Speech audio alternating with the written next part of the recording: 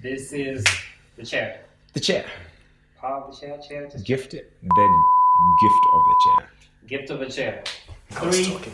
2, 1.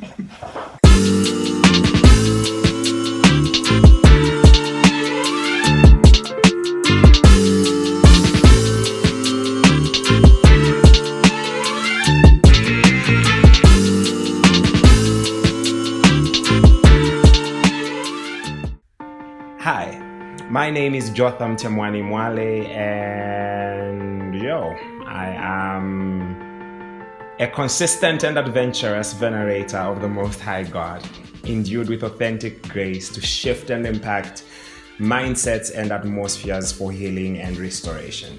That's my identity statement. But when all is said and done, I'm a lover of God, I'm a worshiper at heart, reckless worshiper I like to call myself, and a whole lot of things.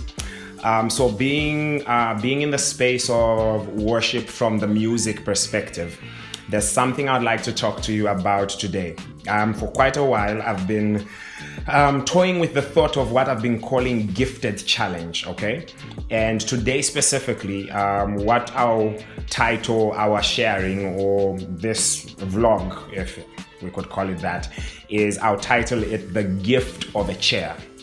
Okay, now the whole issue of gifting, you've got gifts, you've got talents, and sometimes there's all this debate on what is what. So let me not necessarily delve into the differences. We can do that in another taking. But today I want to talk of gifting and probably define gifting as God's divine deposit within you. Okay.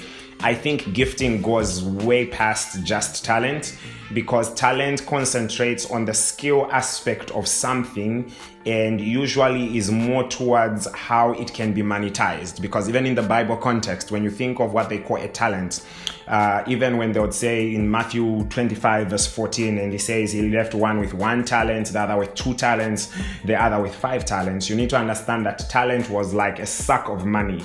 It was a certain weight or a certain measurement of money or gold, if you would, so that you'd even say something like a talent of gold, which would be a certain measurement of gold. So talent is mostly on the value side of things. Whilst I believe gifting is more on the purpose side of things, I believe gifting is more of the thing that's so much a part of you. You do it unconsciously. It's like embedded, it's divine, etc., etc. We can go into it another day. Now, part of my beef with some of my people in the space, in the music space, has been, let me maybe explain it this way. Why I started the whole gifted challenge thing, or where my mind was at. I had a problem with musicians and how they would shy away from being in certain places or taking their gift to certain places because something about the place did not meet a certain standard. So you'd say maybe I have a problem with the sound. The sound is not good, or they won't pay me enough, or whatever other excuse. Maybe the caliber of the place that you've been invited to is not of a certain standard, so you turn down an invite because it's not your level, if I could put it that way. And it used to mess me up. And sometimes maybe I assumed that these people were gifted people and this was God's divine deposit in them. But maybe they were operating from a place of talent, really, and they're only thinking of monetizing it. Because when you really think of gift, and this brings it even into what our topic is today, when I say the gift of a chair, you will understand shortly. I don't think gifting should be withheld from anyone and from any place.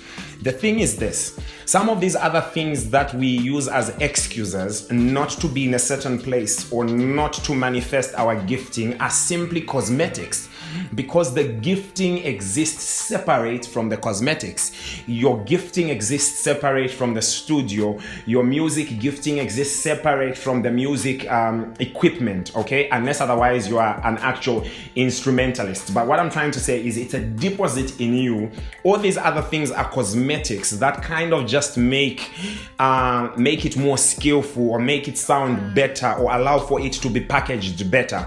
But the deposit itself was already there or exists in the absence of all these cosmetics. I hope you're following.